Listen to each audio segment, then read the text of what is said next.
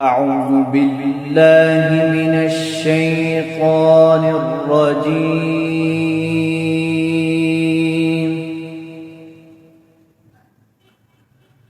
بسم الله الرحمن الرحيم.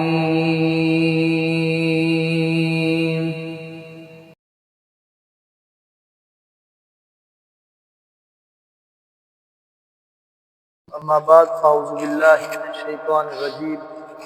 بسم اللہ الرحمن الرحیم وَلَئِن سَأَلْتَهُمْ، اور البتہ اگر آپ پوچھیں ان سے من خلق، کس نے پیدا کیا السماوات والارض، آسمانوں اور زمین کو، لَيَقُولُنَّ اللَّهُ، تو وہ ضرور کہیں گے اللہ تعالیٰ نے۔ اللہ رب العالمین نے دوبارہ پھر توحید کی بات کا ذکر شروع کیا، ایمان والوں اور کافروں کے ذکر کے بعد، ایمان والوں کے درجات کے بعد پھر اللہ تعالیٰ نے پھر ایک اور انداز میں فرمایا کہ آپ ان سے سوال کریں جو اللہ کے علاوہ غیروں کو پکارتے ہیں کہ کس نے زمین کو بنایا اور کس نے آسمان کو بنایا ہے، تو یقیناً ان کا جواب یہی ہوگا کہ اللہ تعالیٰ نے ہی بنایا ہے۔ اور اس بات سے کوئی بھی کافر اس وقت بھی آج بھی کوئی منکر نہیں ہے کہ یہ زمین و آسمان اللہ تعالیٰ کا ہے۔ اور یہی جواب بعض ہمارے مسلمان بھی دیتے ہیں، جی ہم مانتے ہیں زمین اللہ کی ہے، آسمان اللہ کا ہے، ساری کائنات اللہ تعالیٰ کی ہے۔ تو اللہ تعالیٰ نے اختیارات لوگوں کو دیے ہیں، جس کے بارے میں اللہ تعالیٰ نے پیچھے بھی اس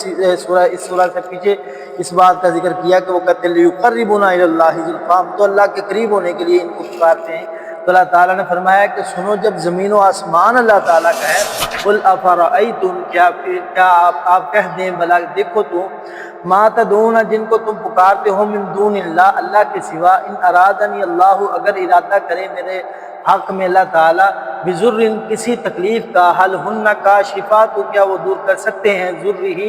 اس تکلیف کو، أَوْ أَرَادَنِي، یا وہ ارادہ کرے میرے حق میں، بِرَحْمَةٍ، مہربانی کا، هَلْ هُنَّ مُمْسِكَاتُ رَحْمَتِي، تو کیا وہ روک سکتے ہیں اس مہربانی کو۔ اب جن کو تم پکارتے ہو ان کے بارے میں اللہ تعالیٰ نے فرمایا کہ ان سے پوچھیں کہ اگر مجھے اللہ تعالیٰ کوئی تکلیف دینا چاہے تو پوری کائنات کے معبودان باطلہ، جتنے بھی غلط معبود باطل ہیں، وہ سارے مل کر میری تکلیف کو دور کر سکتے ہیں، یا مجھے اللہ تعالیٰ کوئی رحمت سے نواز دے اور وہ مجھے ملنے والی رحمت سے